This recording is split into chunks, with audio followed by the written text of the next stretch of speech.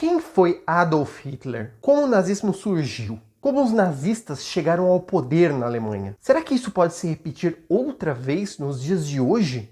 Quer saber? Bora pra aula!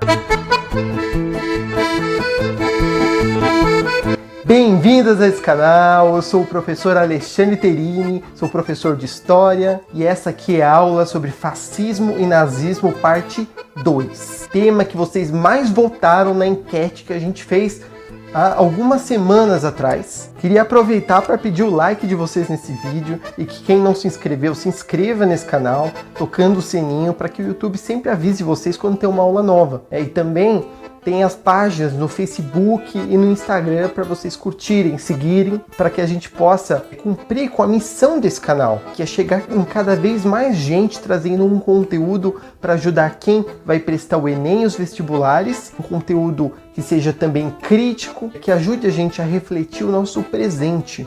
E hoje a gente vai falar do louco do bigodinho. Mein Führer, was Sie da sagen, ist ungeheuerlich. Die Generalität ist das Geschmeiß des deutschen Volkes. Sie ist ohne Ehre.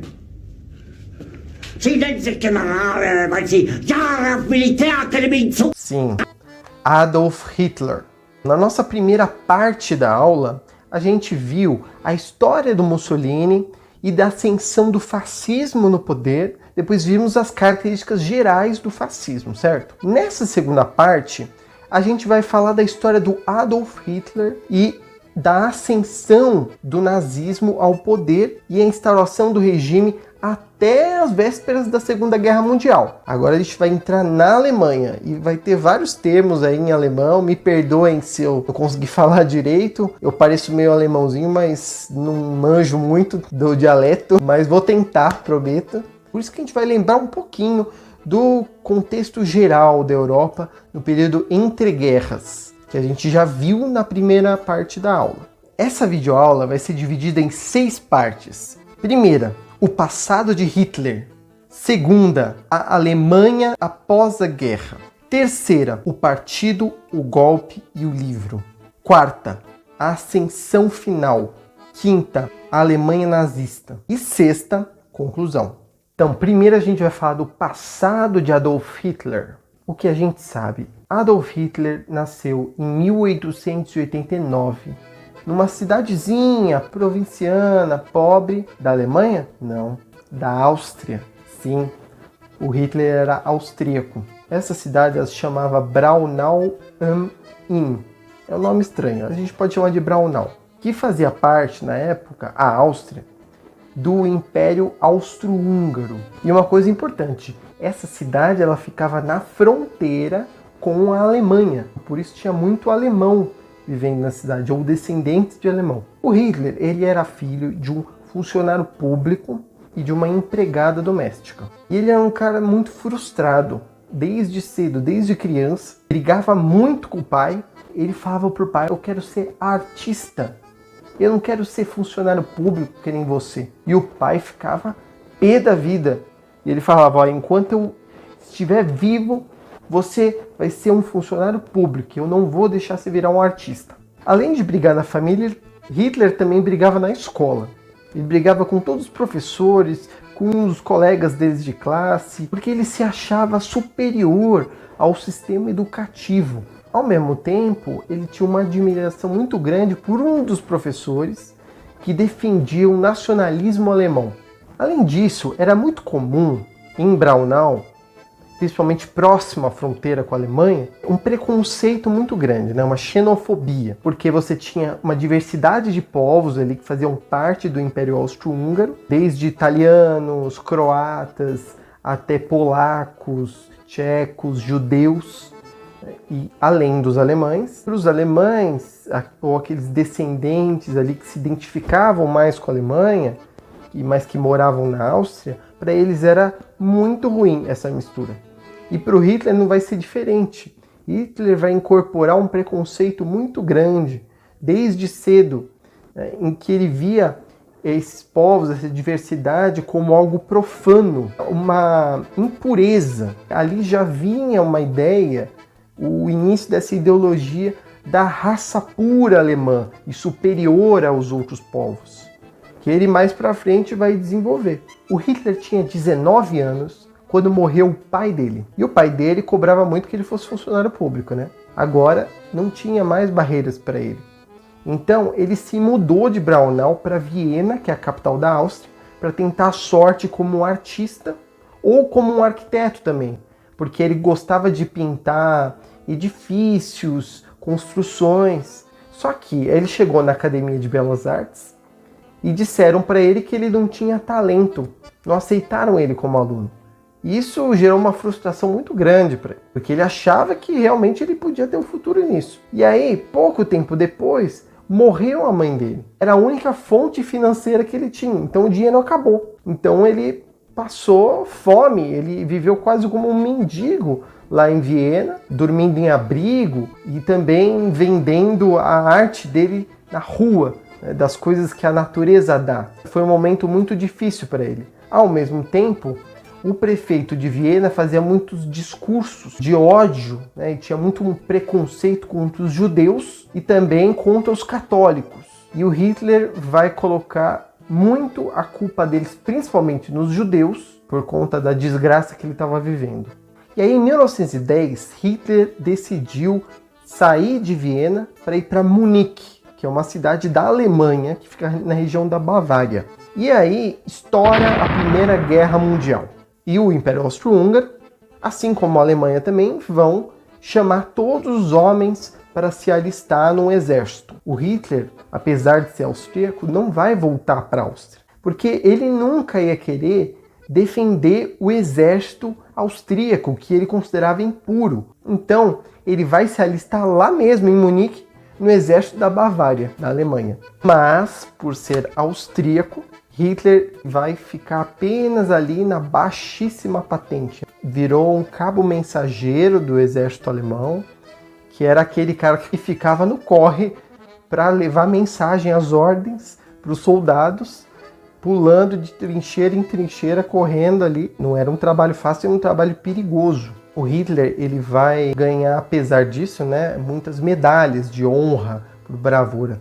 Vocês lembram que o Mussolini também ganhou bastante medalha, justamente porque eles se apaixonaram pelo espírito ultranacionalista. E ali o Hitler vai ganhar uma medalha que ele vai carregar com ele no uniforme nazista no futuro, que é a Cruz de Ferro. Ironicamente, ele vai receber essa medalha por indicação do tenente dele, que era judeu. E aí o Hitler foi um cabo mensageiro por 4 anos. E ali no finalzinho se feriu gravemente de gás mostarda, que ele foi atingido. Ele acabou no hospital por conta disso e ficou cego temporariamente. E aí, quando ele estava no hospital, recebeu a notícia de que a Alemanha tinha se rendido e sido derrotada. Isso foi em 1918. E essa notícia para ele foi muito pior do que os próprios danos físicos que ele teve, porque isso pegava muito no orgulho dele, né? Feriu o orgulho nacionalista. Bom, vamos ao nosso ponto 2. Alemanha após a guerra. Como a gente sabe, em 1919, depois do fim da Primeira Guerra Mundial, os países vencedores, os Estados Unidos, a França e a Inglaterra, impuseram, principalmente sobre a Alemanha, o Tratado de Versalhes. E eu trouxe aqui os 4 pontos principais que tinham nesse tratado. O primeiro obrigava a Alemanha a ceder parte de seus territórios e também de suas colônias. O segundo, ela tinha que assumir a culpa por todos os danos causados à Tríplice Entente. O terceiro era pagar uma multa enorme para reparar todos os danos da guerra. E o quarto era diminuir o efetivo militar da Alemanha, que era de 13 milhões de soldados, para apenas 100 mil. Então, quer dizer, o Império Alemão, ele que chegou na guerra todo orgulhoso, poderoso, enfrentando todo mundo, saiu dela totalmente arrebentado, arruinado, endividado, praticamente sem exército e sem indústria. E não bastasse isso, o Kaiser Guilherme II, que governava o Segundo Reich, o Segundo Império Alemão, ao invés de assinar o Tratado de Paz com os vencedores, não, ele deixou para um governo civil de social-democratas para fazer essa tarefa, que que era uma tarefa humilhante perante o povo alemão. E assim nasceu a República de Weimar. Já nasceu com uma mancha da derrota. E como se organizava essa nova República de Weimar? Ela tinha um parlamento federal, que era democraticamente eleito pela população, e tinha um presidente que também era eleito. Ele indicava o chanceler, uma espécie de primeiro-ministro, o cargo máximo dessa república. Quem estaria no governo, que tinha a princípio maioria no parlamento, eram os social-democratas, o Partido Social-Democrata Alemão, né? SPD. Economicamente, na Alemanha, crescia cada vez mais o endividamento, a inflação, o desemprego, a fome, a miséria, inclusive o empobrecimento da classe média alemã. Era um caos econômico, porque ocorreu uma desvalorização da moeda alemã, que era o marco, uma desvalorização absurda, né, que a gente pode chamar de hiperinflação. Só para vocês terem uma ideia, se em janeiro de 1923 uma fatia de pão era vendida a 250 marcos em Berlim, em novembro do mesmo ano, essa mesma fatia de pão ela ia ser vendida a 201 trilhões, vocês não ouviram errado, trilhões de marcos. Para comprar uma caixa de ovos, uma dona de casa tinha que sair com um carrinho, sabe aquele carrinho de mercado? Cheio de cédulas. E ainda o preço era reajustado de hora em hora. Então não surpreende, né, que os primeiros anos dessa república tenham sido muito turbulentos. E nenhuma estabilidade para que a democracia se consolidasse. Então a sociedade começou a se dividir, tanto os civis quanto os militares. Porque o exército já tinha uma hostilidade à democracia muito grande. E uma saudade da monarquia autoritária do Kaiser, que fazia ele ficar sempre em conflito com o governo. Ao mesmo tempo, na sociedade, a gente tinha a oposição tanto à esquerda quanto à direita. A esquerda com os partidos comunistas, socialistas, e a direita com os ultranacionalistas, os ultraconservadores, que estavam crescendo também. E isso fez com que crescesse a violência contra alguns que eles consideravam os culpados ou os bodes expiatórios. Porque era comum na Europa, principalmente no leste europeu, ter ondas de violência antissemita contra os judeus. E dessa vez não foi diferente. Os judeus foram alvo de violência novamente, culpados pela rendição da Alemanha, pela derrota, pelo Tratado de Versalhes, mas não só eles. Também os comunistas e os social-democratas. Já em 1918, aconteceu a Revolução Alemã, e foi uma tentativa de revolução comunista na Alemanha, liderado pelo Partido Comunista Alemão, KPD, foi em 1918 até 1919. Formaram-se comunas por toda a Alemanha. Ao mesmo tempo, houve uma reação por parte do governo, inclusive social-democratas, que financiaram os Freikorps, que eram paramilitares, milícias, né? Que era formado principalmente por veteranos de guerra para atacar as comunas. Isso fez com que a Revolução Alemã fracassasse. Mas o fim dela mesmo foi quando assassinaram, em janeiro de 1919, as duas principais lideranças que também ocupavam o parlamento alemão, que era a Rosa Luxemburgo e o Karl Liebknecht. Só que depois da derrota dessa revolução, a Rússia bolchevique vai ficar isolada. Por quê? A elite alemã, assim como a elite italiana, né, a alta burguesia capitalista, vai financiar os ultranacionalistas, a extrema-direita, para evitar que a revolução se espalhasse por outros países. Por isso que o fascismo e o nazismo vão ser, antes de tudo, contra-revolucionários. Bom, vamos ao nosso terceiro ponto. O partido, o golpe e o livro. Bom, mas e o Hitler? Onde ele estava depois da Primeira Guerra Mundial? Ele estava trabalhando na burocracia do exército da Bavária. E aí o que aconteceu? Ele recebeu a missão de se infiltrar no Partido Trabalhador Alemão, DAP. E foi lá que ele se filiou em setembro de 1919. Só que, ao invés de cumprir a tarefa dele, ele se apaixonou pelas ideias desse partido, que era um partido ultranacionalista, e tinha sido fundado por um cara chamado Anton Drexler. Além de ser um ultranacionalista, ele tinha um ódio contra os judeus. Aí o Hitler não só se filiou ao partido e passou a ser um agitador político desse grupo, mas também a fazer parte de uma seita mística e racista chamada Thule, que o Drexler também fazia parte, e que ela cultuava os antigos povos germânicos pagãos que viviam ali na região da Alemanha. Inclusive, Thule é o nome de um reino lendário nórdico. Aí o Hitler, em 1920, vai mudar o nome do partido para Partido Nacional Socialista dos Trabalhadores Alemães, NSDAP, ou Partido Nazista, porque vem da sigla nazi. E aí os parceiros do Hitler falaram para ele, ó, desenha o nosso novo símbolo. E aí ele vai lá e desenha a suástica. É um símbolo que, na verdade, vem do hinduísmo, do budismo, no Oriente, na Índia, né? Que também deriva dos povos arianos indo-europeus, que povoaram tanto o Oriente, a Índia, quanto a Europa.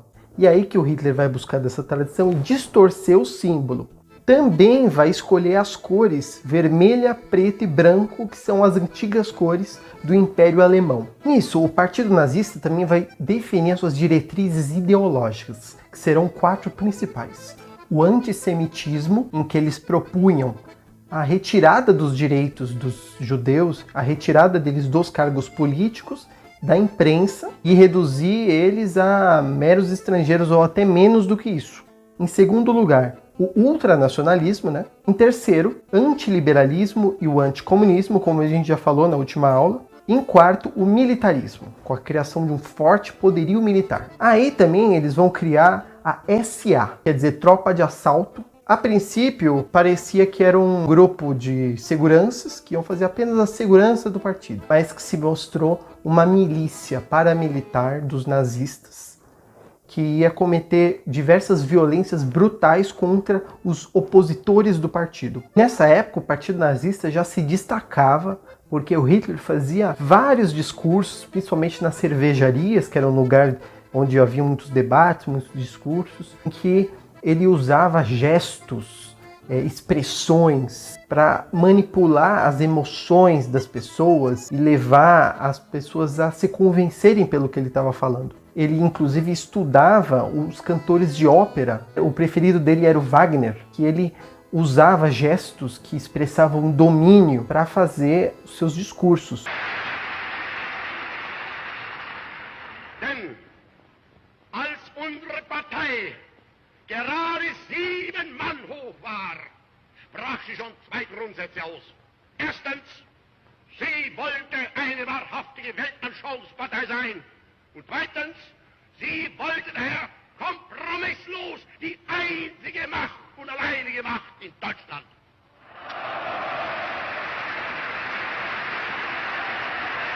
Falando em gestos, também você tinha a saudação nazista, Heil Hitler, aquela coisa toda lá. E essa saudação ela surgiu porque eles tomaram emprestado dos fascistas que já tinham tomado poder lá na Itália com Mussolini. Hitler inclusive vai encontrar o Mussolini em 1922 em Munique para planejar a aliança entre os fascistas e os nazistas. A princípio os nazistas eles se concentravam apenas em Munique. Em 3 anos o partido vai dar um salto de crescimento que vai sair de 2.000 adeptos filiados para 55.000. Muitos deles viriam da alta burguesia, do exército e do próprio governo. Isso ajudaria na conspiração que viria a seguir. Aí, em 8 de novembro de 1923, o Hitler vai tentar um golpe, invadindo uma cervejaria, naquilo que eles chamavam de putsch da cervejaria, e ele vai invadir junto com um grupo de nazistas, paramilitares, milícias, anunciando que uma revolução nacional estava começando agora e que o governo ia ser derrubado. Mas por que ele entrou numa cervejaria? Porque lá dentro estava tendo um discurso do governador da Bavária, que tinha em torno de 3.000 pessoas assistindo, estava lotado, inclusive tinha gente na rua. E aí ele entrou lá, cercando o governador, e aí ele pegou a arma e apontou para ele e para aqueles que estavam junto com ele, levou ele para uma sala dentro do próprio bar e falou assim, olha, vocês agora vão me dar o poder. Inclusive ele queria fazer o quê? Marchar de Munique para Berlim para tomar o poder. O governador naquela hora fez uma promessa de que eles estavam com Hitler, isso aí pode acreditar, só que na verdade não, porque aí veio a polícia, cercou os nazistas e aí muitos morreram, né, no tiroteio, só que o Hitler fugiu ainda.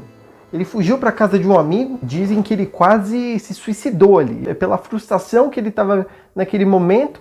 Ele tinha jurado que ele ia vencer ou morrer, mas ele não conseguiu se suicidar naquele momento e acabou preso. Mas a prisão do Hitler vai surtir efeito contrário, porque o julgamento dele vai ser muito divulgado na imprensa e as pessoas vão ficar sabendo e vão conhecer mais a ideologia nazista a partir disso.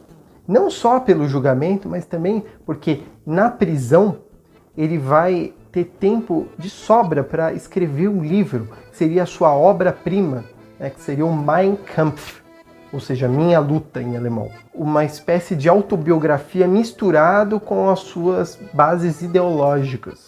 No livro, Hitler vai fazer uma propaganda da ideologia nazista e vai também colocar ali o projeto de poder que ele tinha para a Alemanha e para o mundo. Ele vai usar como base uma teoria distorcida do darwinismo, né, do Charles Darwin, que escreveu A Seleção Natural das Espécies, e ele vai pegar o evolucionismo do Charles Darwin e transformar isso numa tese para sua eugenia, a limpeza étnica, o genocídio das raças impuras para o domínio de uma raça superior, mais forte, que era a alta, loura, a raça germânica, a raça ariana. E em prol disso, precisava da união da Alemanha, né? A união de todo o território alemão que ele acreditava que pertencia, para que assim que tivesse a união da Alemanha, eles pudessem dominar o mundo.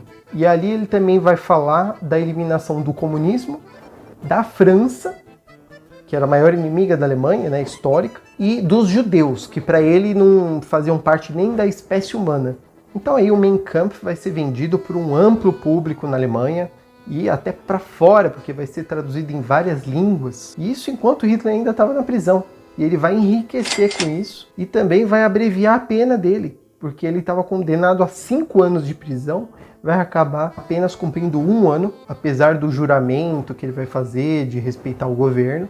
Ele vai continuar conspirando e vai reorganizar o partido nazista no norte da Alemanha. E aí o Hitler vai mudar de tática, porque ele viu que golpe militar não dá. Ele vai passar a disputar as eleições para fazer crescer a sua popularidade, para ficar mais próximo do povo alemão e ganhar a confiança dele.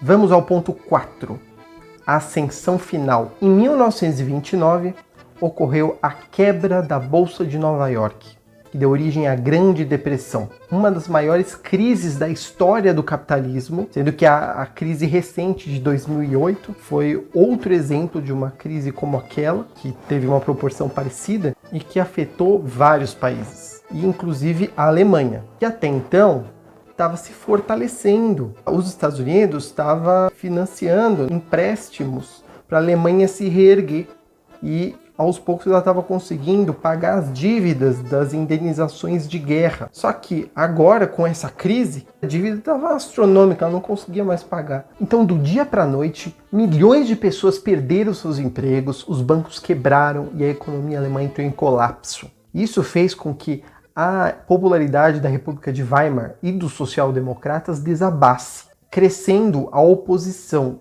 em especial o partido nazista. Por quê? Porque o Hitler, com a sua lábia, aproveitou o momento para prometer tudo, que ele ia acabar com o Tratado de Versalhes, que ele ia acabar com o desemprego, que ele ia dar uma vida melhor para os camponeses, que ele ia respeitar a lei e que, acima de tudo, ele ia garantir a paz. E isso soou como música para os ouvidos de muita gente que estava frustrada, revoltada. E aí as eleições de 1932 vão ser marcadas, de um lado, pela campanha, pela eleição de Hitler à presidência, e que foi muito agitado, também porque você tinha uma oposição ali que marcaria essas eleições com uma campanha antifascista, principalmente os comunistas, né, o Partido Comunista. Só que pela falta da união entre comunistas, socialistas e social-democratas, isso ia custar muito caro, porque o Hitler vai aparecer a partir desse momento como uma alternativa em prol da união da nação alemã, porque a oposição estava fragmentada. E aí o resultado foi que a candidatura de Hitler conseguiu alcançar 13 mil votos, mas mesmo assim não foi suficiente para vencer, porque o general Paul von Hindenburg ganhou com 19 mil votos. Só que os nazistas, por outro lado, conseguiram eleger maioria no parlamento federal, o Reichstag. E lá eles fizeram um boicote, um isolamento do primeiro-ministro, o chanceler, que era um social-democrata, e impediam que ele governasse. Então ficou incontrolável aquele parlamento. E aí o presidente recém-eleito, Hindenburg, vai nomear em 30 de janeiro de 1933 o Hitler como chanceler. Ele vai atropelar a lei para nomear o Hitler como chanceler para conter esse caos que estava o governo alemão. Em 27 de fevereiro de 1933 vai acontecer um fato misterioso, que é o incêndio do Reichstag, do parlamento. Provavelmente o fogo foi causado pelos próprios nazistas mesmo, justamente para o Hitler ir lá e culpar os comunistas. Ele vai falar que é uma conspiração vermelha. E aí eles vão prender um suposto culpado pelo incêndio, e aí ele vai ser preso e guilhotinado.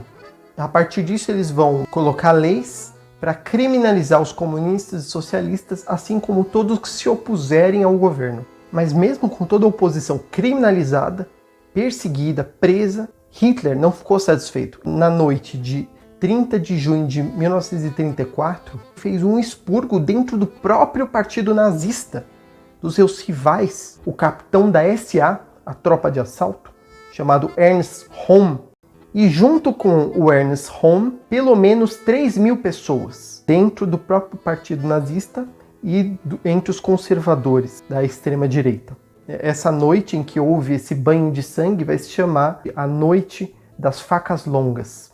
E aí, naquele mesmo ano de 1934, o Paul von Hindenburg vai se afastar por problema de saúde, porque ele estava muito desgastado. E aí o Hitler ele vai aproveitar para unir os poderes dos dois cargos de presidente e de chanceler e assumir o poder absoluto do Estado, decretar de fato o estado de exceção na Alemanha, e com isso ele vai passar a ter como uma tropa de choque a SS, e a polícia secreta seria a Gestapo, e ele passaria, oficialmente a ser chamado de Führer, quer dizer líder. Vamos ao nosso quinto ponto, a Alemanha nazista.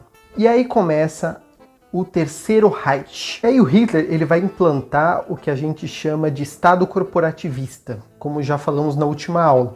E nesse Estado, a cabeça que vai comandar, a cabeça é a elite do partido nazista. Os pés, as mãos, vão apenas obedecer. Por isso ele vai proibir greves de trabalhadores. Ao mesmo tempo, ele vai investir na economia, o Estado intervencionista, lembra? Nesse investimento ele vai contar com o apoio financeiro do empresariado, das indústrias automobilísticas, Ford, Renault, da chamada Volkswagen, que vai ser fundada nesse momento, porque o Hitler vai encomendar o Fusca, que seria o carro do povo. Volkswagen em alemão quer dizer o carro do povo. E isso como uma promessa de mobilidade urbana para o povo alemão. E junto com isso, ele vai, no seu plano de recuperação econômica, criar estradas, ferrovias por toda a Alemanha, e isso fez com que o desemprego caísse, de fato, de 6 milhões para 1 milhão, porque ele vai empregar muita gente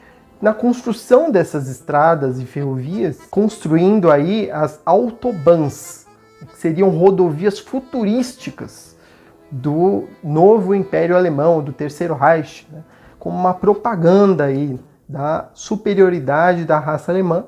E também vai ser uma propaganda a construção de uma arquitetura brutalista, de uma arquitetura que fosse gigantesca. Ele vai fazer um grande projeto, que inclusive um projeto arquitetônico que nem vai ser concretizado, para a transformação de Berlim na nova capital do Terceiro Reich. E aí, o milagre econômico da Alemanha vai ser um grande sucesso e vai fazer com que a popularidade do Hitler atingisse seu auge e fizesse dele um grande salvador da pátria, para retomar o orgulho nacional. Os alemães, eles viram o Hitler mesmo como um cara bom.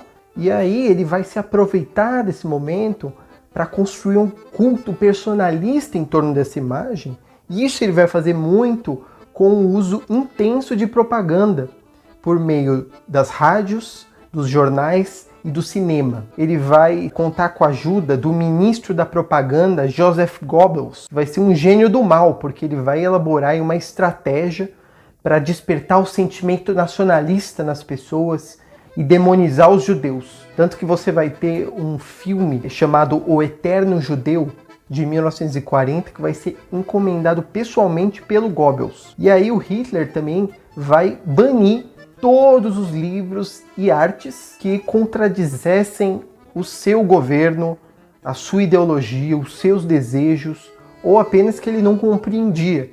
Então ele vai mandar queimar esses livros, e aí ele vai usar muito das crianças para isso, porque as crianças elas vão ter um papel importante, principalmente os meninos, porque era um governo também muito machista, em que vai impor para as mulheres um papel subalterno, um papel de ficar no ambiente doméstico, enquanto os meninos eles vão ser recrutados desde cedo para ir sendo formados para o exército alemão, para compor o exército alemão. O fanatismo vai ser despertado nas crianças e nos jovens. A juventude vai ser muito usada como tropa de choque dos nazistas, como patrulha, para patrulhar internamente, inclusive, os adultos dentro da escola. Enfim, vai ter todo um clima de perseguição muito grande, de vigiar e punir, como diz o Foucault, e que inclusive nessa vigilância você não tinha nem privacidade, porque até dentro de casa você tinha suspeitas de que alguém poderia ser judeu, de que alguém poderia ser um espião, um infiltrado, um inimigo. Então vai ter muitas delações, um delatando o outro, vai criar uma paranoia no povo alemão muito grande. Porém, nem tudo eram flores para o Hitler, nem tudo ele tinha sucesso. Por quê? Ele foi sediar os Jogos Olímpicos de Berlim em 1936, chamando o mundo para ver a superioridade da raça alemã, como a Alemanha tinha se transformado numa grande potência. E aí que nos jogos esportivos, os alemães até que vão ganhar bastante medalhas de ouro, como Hitler bem queria. Porém, justo na final dos 100 metros rasos, os alemães vão perder para um negro norte-americano chamado Jesse Owens, e que vai ganhar 3 medalhas de ouro, e no pódio lá, dá para ver até na imagem, que tem um alemão do lado dele fazendo o gesto, né, da saudação nazista, e Hitler, ao invés de cumprimentá-lo, entregar a medalha, ele não vai fazer isso, né? Ele vai evitar mais vexames e vai sumir de lá antes que todo mundo perceba. Ao mesmo tempo que melhorava as condições do povo alemão, piorava cada vez mais para os judeus. E nesse momento ocorreu a Noite dos Cristais, chamada assim por conta dos vidros quebrados em que foram depredadas as lojas e casas dos judeus, porque os judeus tinham muitas lojas. E os nazistas foram lá e atacaram e brutalmente levaram vários judeus. E a Noite dos Cristais vai ocorrer em 10 de novembro de 1938. E começou assim o que a gente chama de Holocausto Judaico. Começou com essas ondas de violência antissemita e foi cada vez mais tirando direitos dos judeus. Alguns conseguiram fugir até, só que boa parte dos mais pobres tiveram que ficar no país, e isso levou eles a serem levados para os guetos do leste, em que eles seriam depois levados aos campos de concentração, que eram prisões em que eles eram obrigados a trabalhar, ou seja, eles eram escravizados e torturados. Eram feitas experiências bizarras com eles, inclusive com a câmara de gás, que seria a parte final, em que eles seriam exterminados. O maior campo de concentração seria o Auschwitz, que fica na Polônia. Isso gerou toda uma tragédia, uma das maiores tragédias da história do mundo. E aí o Hitler, com plenos poderes, vai começar a desafiar o Tratado de Versalhes cada vez mais. Em 1935, ele vai instituir o serviço militar obrigatório na Alemanha e vai aumentar o exército para 600 mil soldados, que era 5 vezes mais do que o tratado permitia. Ele também vai aumentar a marinha e a força aérea. Junto com isso, ele vai começar a avançar no território. Então ele vai atravessar o rio Reno, que era o rio lá da Europa, que dividia a Alemanha com a França. Ele queria, com isso, testar a França para ver se ela ia reagir. Só que a reação não passou de alguns poucos protestos. Porque, na verdade, nem a França, nem nenhuma outra nação queria comprar briga com a Alemanha, que queria uma nova guerra mundial pelo desastre que já foi a última.